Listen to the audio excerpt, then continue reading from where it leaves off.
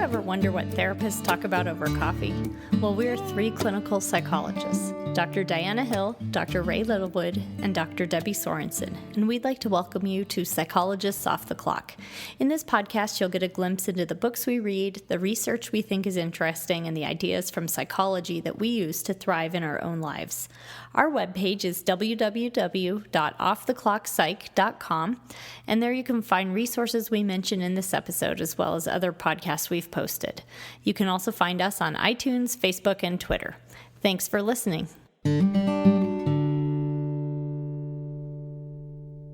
Hello, and welcome to the second part of our podcast on practices for flourishing in the new year.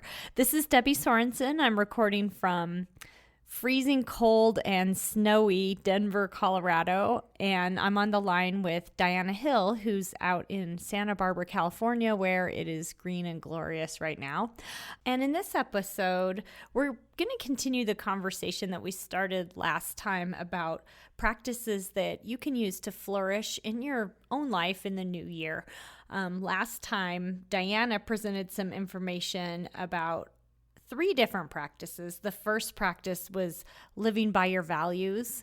The second practice was holding your thoughts lightly. And the third practice was eating and moving nutritiously, which is an idea that came from Katie Bowman's work. There were some great ideas in the last episode, and I know I, for one, have been practicing a few of them, moving around a bit more and practicing a few of the other things that she talked about. So I'm really excited to hear the new ideas. Diana, what do you have in store for us this time? So our last four are promoting sleep, generating self-compassion, practicing social connection over social comparison, and present moment connection. So in thinking about the new year, I've also been thinking about the Mary Oliver poem, Summer Day, where she says, "Tell me, what is it you plan to do with your one wild and precious life?" And I love that poem because it brings us back to right now in this moment, what am I planning to do and take advantage of in this moment? Because I only get this moment once. So we have an opportunity in the new year to be posing ourselves maybe that question and asking, how are we caring for ourselves on a daily basis? And these next four practices are really about that. They're about caring for ourselves physically, but also caring for ourselves in terms of our relationships and our own relationship with ourselves. I love that. I love that quote. And I think that this idea really goes back to where we started with values and just really thinking big picture about what is it that matters to me in this one life I have and how can I make it better? So looking forward to hearing these new ideas. Yeah. And what science is actually starting to show us is that our behaviors and how we care for ourselves really actually also matters in terms of our physiology and our long-term health. So there's some good science out there now on, have you heard of telomeres? Have you heard of that term? I have. I've heard a little bit about it. So yeah I'm curious to know. Yeah. So telomeres have to do with, they're sort of dynamic measures of our cell aging. And if we go back to like bio class, like high school bio, and you remember that when cells divide and DNA replicates, it sort of unravels and then the little new nucleotides come in and then we have replicated our DNA so that we can get two new cells. And our cells are always replicating over time. And there's certain cells in particular that when they're replicating, we really want it to go right, like in your hippocampus of your brain, like your memory is really important, or your cardiac tissue. And what happens is that telomeres are sort of like the ends of shoelaces at the ends of our DNA. And so just like an end, those little kind of plasticky things at the end of shoelaces? Just like how those plasticky things prevent your shoelaces from unraveling and being damaged, we have telomeres at the end of our DNA that prevents it from being damaged when we have cell replication and really protects that critical genetic material.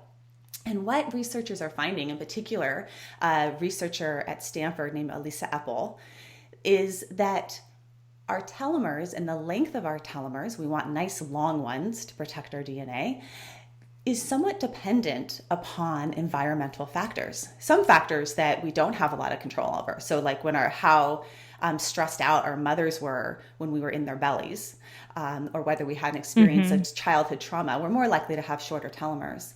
But Other factors we actually have a lot of control over. So people have shorter telomeres are also associated with sleep deprivation, something we're going to talk about next.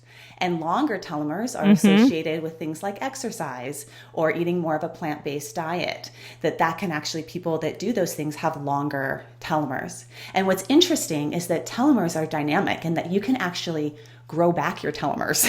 So they get shortened and shortened over time. They're a measure of cell aging, and to a point where if they get too short, your cell just doesn't replicate anymore. We can actually lengthen our telomeres with some other practices. They've done studies with meditation retreats, and they found that people going into the meditation retreat pre and post, so 3 months after doing a meditation retreat, they have more telomerase in their system. And telomerase is actually an enzyme that builds back your telomeres.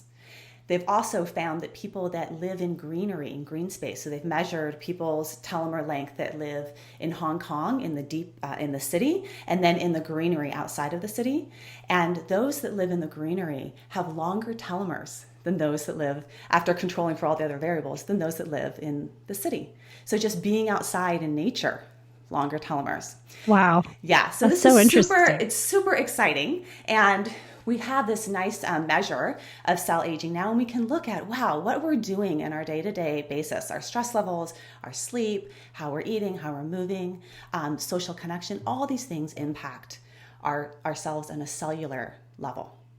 And that's what some of these It's so interesting practices because it seems like something that we don't have any control over, our genes and our cells. Yeah. And yet, and there's a lot about that we don't really have control over. And yet the little things that we do in our daily life do actually make a difference. They make a difference. So we do have probably more control than we think. And it's through these little behaviors that sort of add up over time. Right. Cool. Exactly. And that's the whole other concept that we could go into another time about epigenetics, that our genes are very much like books in a library, but our behaviors and actions and environmental factors impact which genes are transcribed or turned on and off.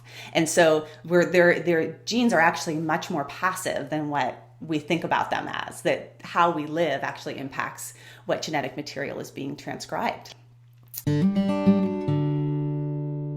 Let's start with sleep, because that's one of the things that has been associated with shorter telomere length. And I would say out in the buzz in the media, sleep is like the new exercise now. It's like the new, you got to get sleep or you get enough sleep. And just to relate back to the episode that I did with Dr. Alicia Bross on insomnia, we have to be careful about how much stress we put around getting enough sleep, because that actually can contribute to insomnia. So if you do have struggles with insomnia or troubles falling asleep, go back and listen to that episode and maybe fast forward through everything I'm about to say, because I'm going to say some stuff that if you have struggles with insomnia will probably give you some more insomnia, because it'll make you stressed about your sleep. I don't want to contribute to that. Right. It's the ultimate insomnia paradox. Yeah, the insomnia paradox. Yeah.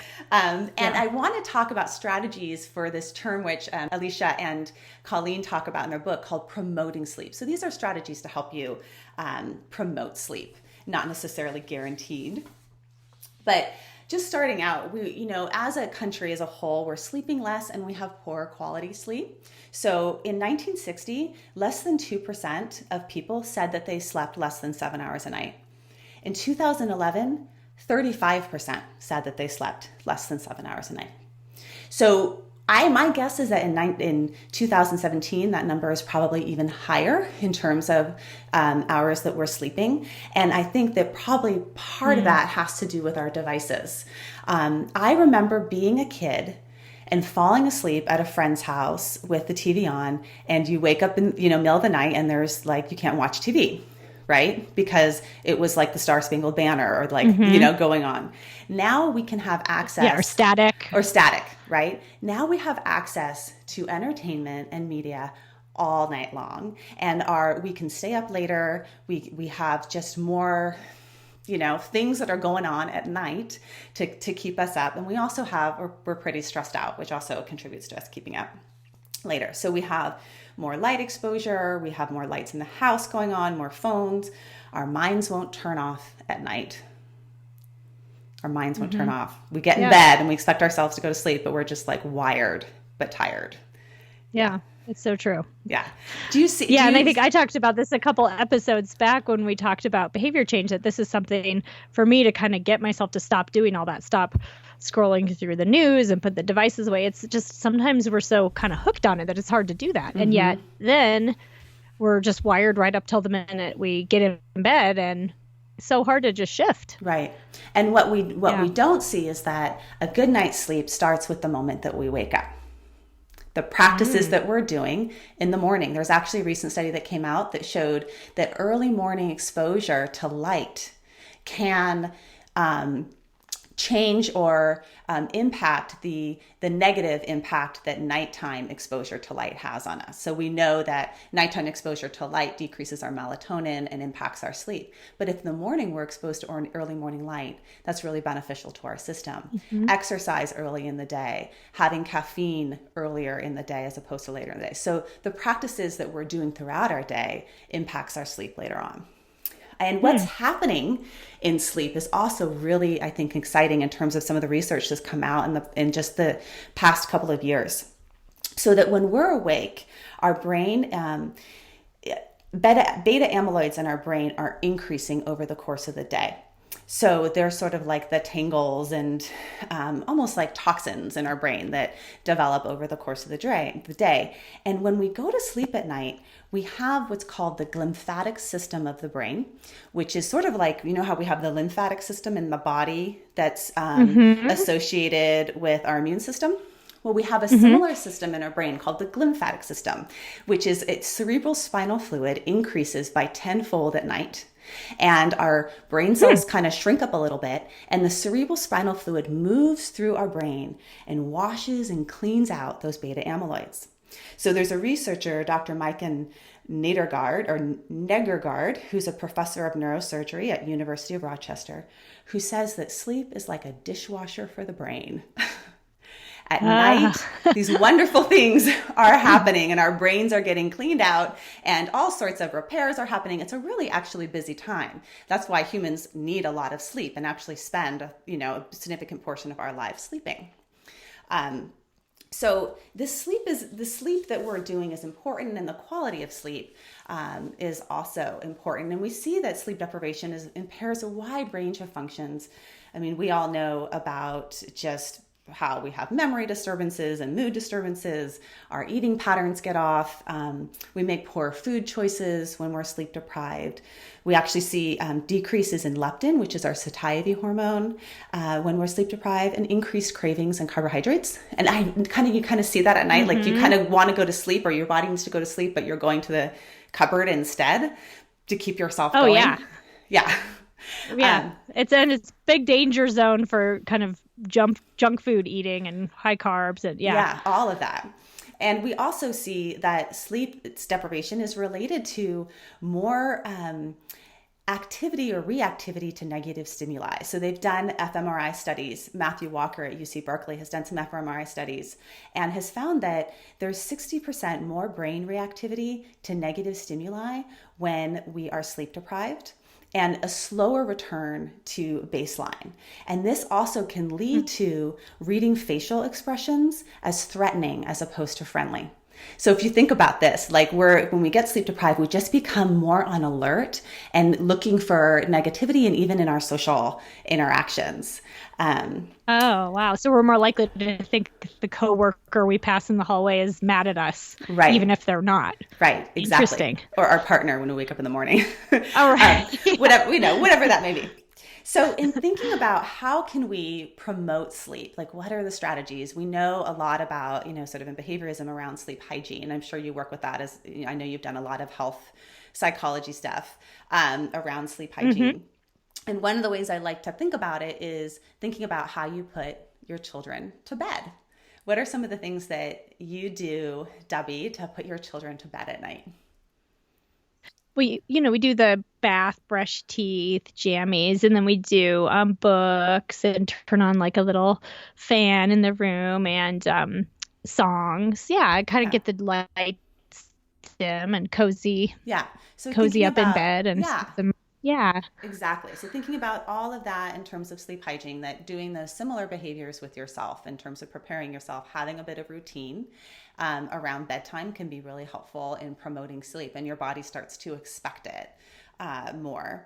And and with my kids, that's probably about a half-hour process between when we sort of go upstairs to the bedroom area and when, the lights are off. And I think that just having that kind of 30-minute routine to wind down helps just kind of get your body ready and your mind ready. Yeah.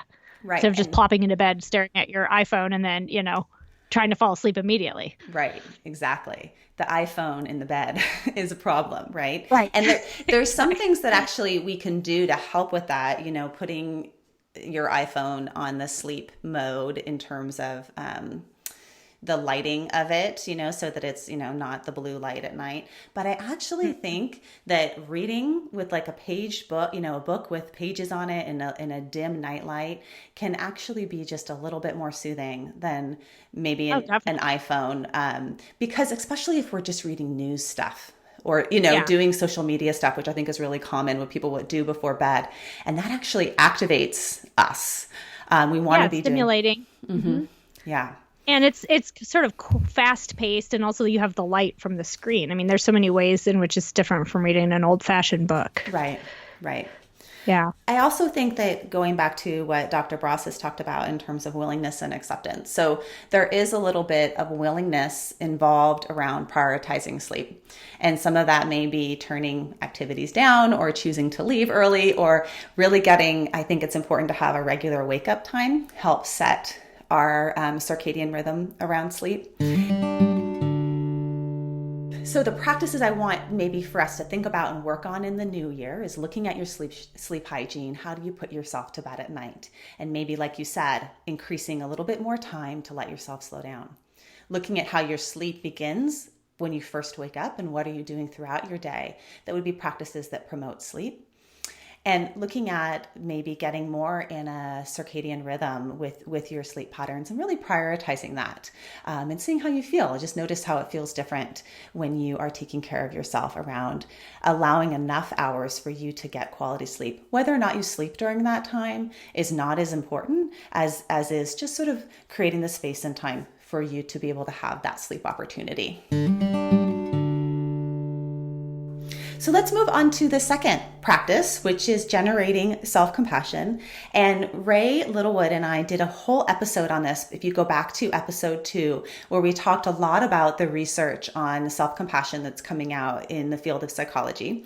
But the idea behind self-compassion is really just treating ourselves with the same kind of care that we would treat somebody that we really love. So responding to ourselves when we come up against struggle or hardship or pain, responding to ourselves with a sense of kindness, a sense of, mindfulness and common humanity, that we're not alone in our struggles. And knowing that, I love that, the quote of where pain is inevitable and suffering is optional. That's been attributed to a number of different people. But this idea that we know that pain is going to be happening over the course of our lifetimes, but how we respond to ourselves in the face of that pain is really important. And that we can all practice maybe a little bit more gentleness with ourselves, self-forgiveness, and self-compassion in that. So that's another practice that I'd love for you to go back and review from episode 2 and bring into with these other 7 practices in the new year. Well, and in terms of how to think of it as a practice, you and Ray had so many great ideas in the podcast, a couple weeks back. And I think that when you think about how many times you might do something for other people that you care about, or for, different, maybe a work project, or for your kids or for your partner or whatever, but that to take a few minutes sometimes to just care for yourself sometimes seems so hard. Mm-hmm. And yet just to take that as a small practice, just one of those tiny habits that you can work on and integrate that into New Year in whatever way works for you, could make a really big difference. Yeah. And I will say that this is actually, for me, one of my hardest areas. I think as a therapist and a mother, it's really hard to not choose to put someone else's needs before mine. And I also see the consequences of that in my own life and my own ability to care for others. So when I don't care for myself, I get really depleted, and then it turns into things like irritability or distraction or scheduling problems. That's always my weakness. I'm double booking people. Yeah, I'm overscheduled, or I'm double booking people. And that is all just sort of signs and symptoms of my not practicing self-care, and maybe even being compassionate towards myself in these areas. So, and if your mind tells you that you don't deserve to do that for yourself, then you can refer back to our previous episode on holding your thoughts lightly, because that sometimes gets in the way. All these other people deserve it and they need me, but I don't deserve it myself. But, that's a thought that you're having. Right. Exactly. Yeah. So let's move into practicing social connection over social comparison, because I actually think that this one is probably what is going to be most problematic in our future, as we face a future of just a whole lot more social media and our children growing up on social media as well. And I was really fascinated by some recent research that's come out on Facebook, which is basically, not surprisingly, the amount of time spent on Facebook is correlated with depression symptoms. And again, correlation in terms of research doesn't mean that there's causation there. Directionality is, in question. Are we, more depressed, therefore on Facebook more? Or is Facebook causing the depression? We don't know, or another variable. But what they found, both directions. But what they found, this is a study by Steers et al. That came out in 2014 in the Journal of Social and Clinical Psychology. And what they found was the mediating variable was social comparison. And it didn't matter if it was upward comparison or downward comparison that was the link between depression and Facebook. So what that means is, and what the authors conclude, is that people feel, this is a quote by the authors, people feel depressed after spending a great time on Facebook because they feel badly when comparing themselves. And we know that from just our own internal responses. If we go on and we look at, whether it's Instagram or other things, when we look at these images, all of a sudden our lives, which seemed like okay, there's this sort of a sense of not good enough, or craving that can develop. And the problem is that that's always been the case. Like for forever, we've been comparing ourselves to others, and comparison can contribute to a sense of dissatisfaction. But the problem is that we can compare ourselves to others 24 hours a day. And there's always something that someone out there that has something that we don't have. So I can compare myself to somebody that lives in New York and, has some really cool apartment, in the middle of the night. It's not just comparing myself to my neighbor anymore. Mm-hmm. And there's a YouTube video of this study on Capuchin monkeys, which I'll link to in our show notes, where just to show how old this pattern of comparison is and how it contributes to discontent. There's this study, you can watch the video where they have two Capuchin monkeys. And the first monkey is put in a cage, and you watch the monkey, he puts a little stone in a hole. And every time he puts the stone in the hole, he gets rewarded with a cucumber.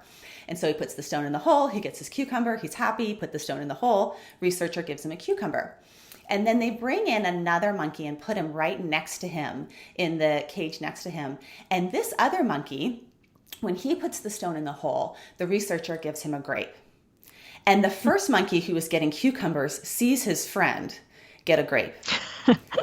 And then when he puts his little stone in the hole, the researcher gives him a cucumber again. And what this monkey does is so fascinating. He takes the cucumber and he throws it at the researcher. And then he starts shaking the bars of his cage. And then he does it again. And this time he takes his little stone and he knocks it on the wall to see if it's working right and puts it in the hole. And he gets another cucumber. And again, he throws it at the researcher and gets so angry. So his cucumber, which used to be perfectly fine and have value to him, is completely devalued by watching someone else have something that's a little bit better. And this is problematic, right? Oh, yeah. Yeah. So I guess I'm curious about, in your practice, where you see Facebook coming in terms of, 'cause I see it a ton in my practice, in terms of dissatisfaction or depression or anxiety, or other social media use, the impact on people.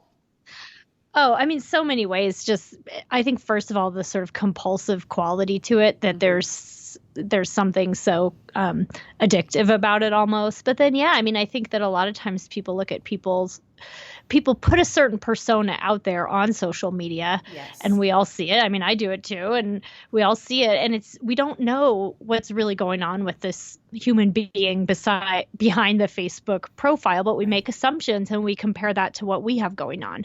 And we know for ourselves the whole story, the internal, the things that we're struggling with, the hard things that we have going on that people may not put out there.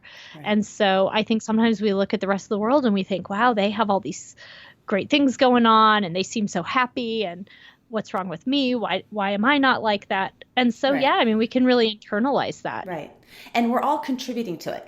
So even you and I, Debbie, contribute to this. Just even by doing this podcast, people aren't hearing the 5 minutes before this podcast when my kids were screaming and I was yelling at them to get outside and, getting angry at my husband because I need to have the podcast going. And so they don't see that. They hear the hello and welcome to our podcast. Right. They don't hear the panic They don't hear the panic, And so we have such a capacity to edit our lives and present our lives in a certain way. And then that's what we're seeing in other people's lives, but then comparing our messiness to their perfection. And we do that both online and in person. I mean, we still, I think, present ourselves in a certain way, and it's really easy to look at other people that we're around and to be hard on ourselves and to assume that they have it all together.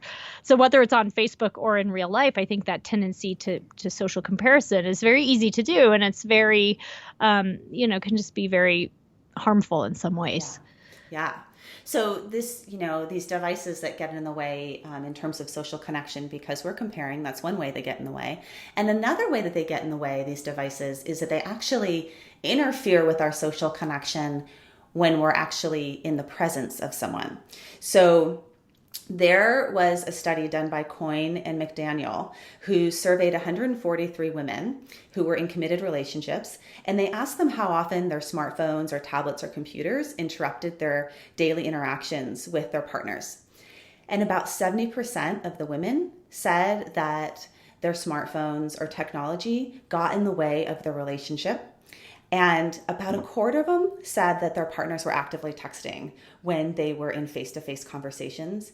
And the degree to which there was this technoference in their relationship was related to more conflict over technology use, lower relationship satisfaction, and more depressive symptoms and lower life satisfaction. So we are sitting there, we have the opportunity for connection, and we're sitting there on our phones. And I went to the winter sing with my kids, or to go watch my little preschooler do, sing Jingle Bells and dreidel, dreidel, dreidel. And what was fascinating was to watch the crowd. There's like these adorable, 2 to 4 year olds singing these adorable songs. And we get to watch all these little faces. But what those little 2 and 4 year olds are watching are all their parents holding up phones sideways. And looking through their phones. Trying to capture it on video. Instead of seeing the faces of their parents, just watching them, being connected with them. And I feel like that's the real loss, that we need to be able to put down our devices and really connect with the people that are in our lives right here, right now, next to us on the couch or in front of us, and not be thinking about how we're going to capture something so that we can post it to some place out there, because we're missing out. Send a text message from the other side of the couch. Yes. Sending text messages to each other. Yeah. So it's that idea of really capturing the connection that we have.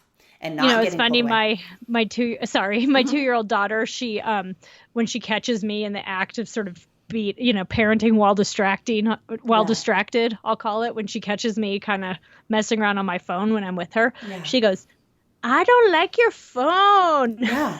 Exactly. And it's so funny because, first of all, what is she really not liking is the fact that I'm not paying attention to her. Right. I mean, that's pretty astute of her. But then also, to me, it's a reminder, okay, I'm paying more attention to my phone than I am to my child right now. And so, it's actually a nice reminder for me. I kind of like that she says it, even though sometimes I'm like, ooh, busted, Yeah. but it's a reminder to me to put down the phone and actually pay attention to the human being, the little person that I'm here with at this moment. Right. Yeah. And if we want that human being when they're 14, 16 years old to put down their phone and pay attention to us, we better start doing it when they're 2, because otherwise we're really setting ourselves up. That's right. Yeah. So let's think about this in the new year. Where and how can we use our technology in a way that promotes more connection, and where and how can we decrease social comparison and put our sort of relationships and our human contact first, and really be present in that as opposed to distracted from it. And that's a wonderful practice that I think is pretty straightforward in terms of how you can implement that in your life, just in those moments throughout the day. So this also relates to our last practice, which is contacting the present moment. And I want to add in there sort of this concept called being embodied, or embodiment. And want to go back a little bit more into neuroscience around this. So there's something in our, so the network in our brain called the default mode network. And Bo Forbes, who's a yoga teacher and psychologist, and just really brilliant woman on the cutting edge of the intersection between neuroscience and our physiology, has talked about our brains as having what she calls a hidden cost center, the default mode network. And the hidden cost center, the reason why she calls it that is because it's a part of our brain that has a hidden cost, has all these benefits in terms of our ability to function in the world as humans and planning and forward thinking, but it has a cost to us to be able to be present in our bodies in the moment. The default mode network is a network of interacting brain regions that are highly correlated with each other, and they're located along the midline of the prefrontal cortex, and they're particularly in an area called the medial prefrontal cortex. And the default mode network is what's active when we are being mindless. So it's the state of mind wandering. And what it tends to do when this part of our brain is activated is it ruminates about the past, or it plans about the future. It worries about what we're going to say, or makes predictions about what other people are going to do. And it tends to be self-referential in nature, and often tends to have a negative self-evaluation. So this kind of goes back to the holding thoughts lightly. The default mode network is also what they have found is that it is associated with more dissatisfaction. So there was a study by Killingsworth and Gilbert, which was entitled, I love the title, it's called "The Wandering Mind is an Unhappy Mind."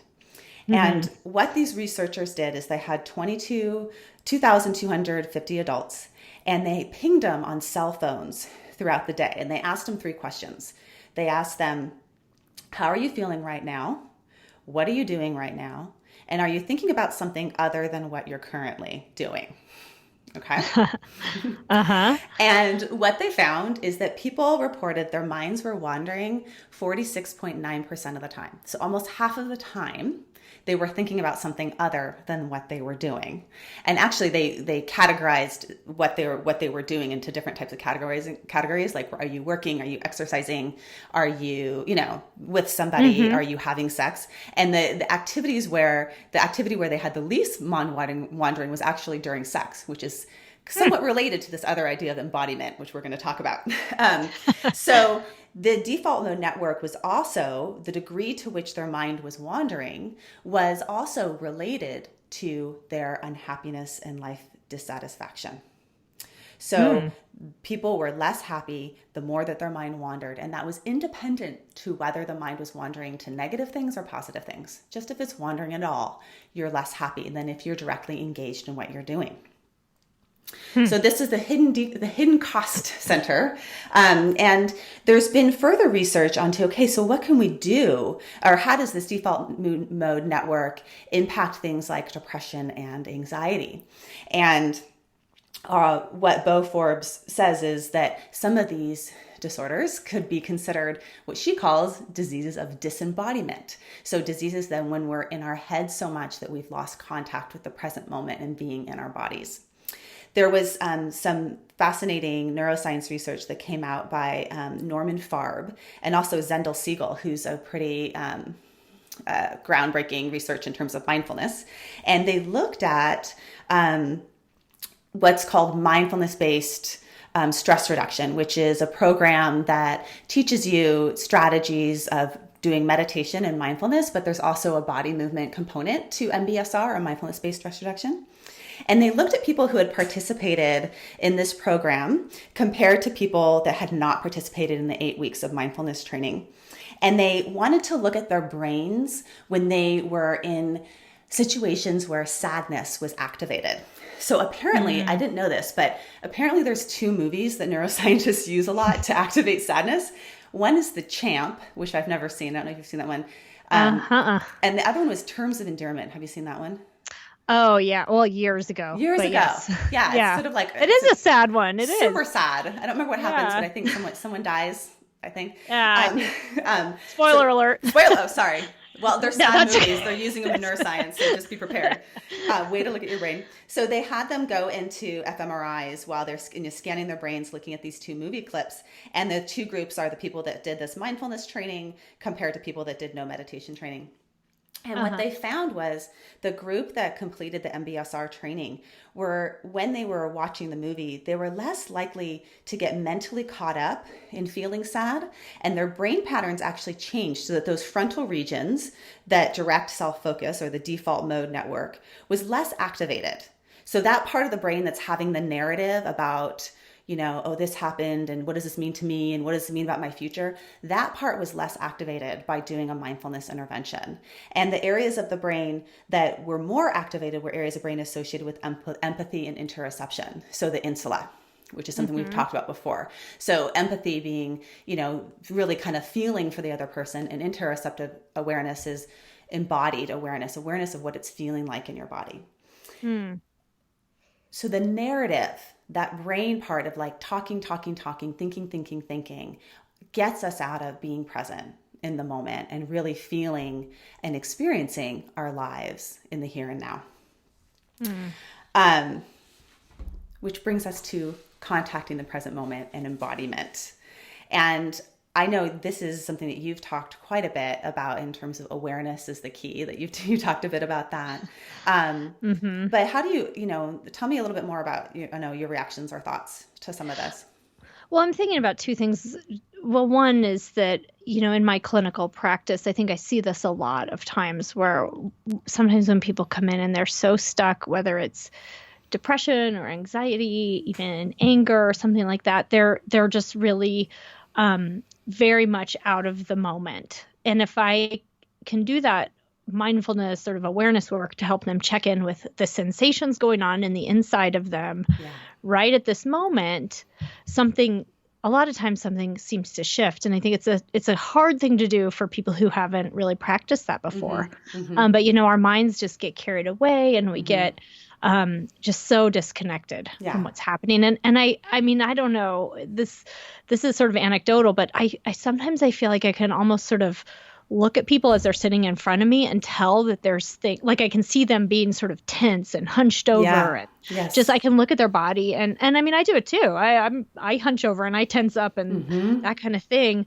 And if I can get them to sort of just be more aware of what's happening, I can see like almost even a physical shift happen right in front of my eyes. And it's also a shift in terms of the stance, in terms of how they're relating to their body and their internal sensations. Yes. Wonderful. Yeah. So that's the concept of embodiment, which is really being able to notice and experience the sensations in your body, and whether they're sensations of emotions or tension, but getting kind of crawling back inside again and getting out of our heads and out of our stories.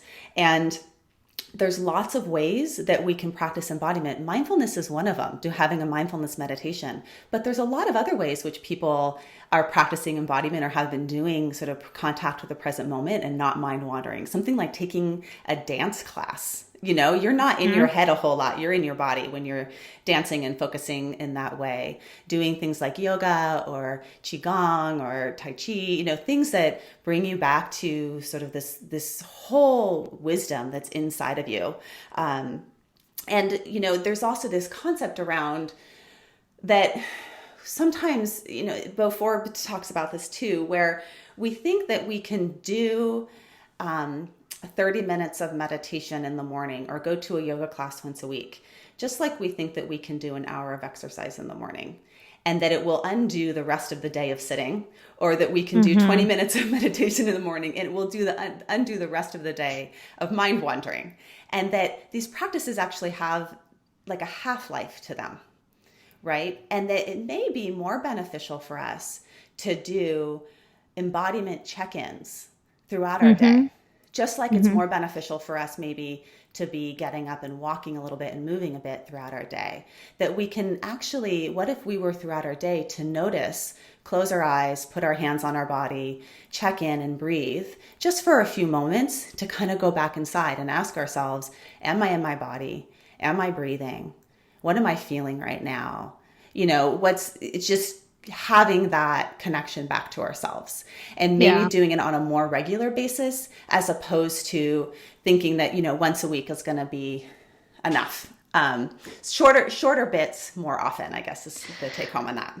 Well, and I really think that's what's more important about this. I mean, at least I guess it depends what you're doing it for, what your goal is. But if you're sort of doing this meditation or mindfulness or whatever, but you're just doing it in these very a certain situation where you're sitting on a pillow for 30 minutes in the morning or something like that, but it's not spilling over into increasing mindfulness in your daily life or increasing that just sort of in the moment awareness, then what are you doing it for? Right. I mean, if it's not, so maybe it's ideal to have sort of both going on or something. I don't know. I guess it depends. But both. Really, ideally, the reason that you're doing it is so that you can have that kind of throughout your life and your day. Right.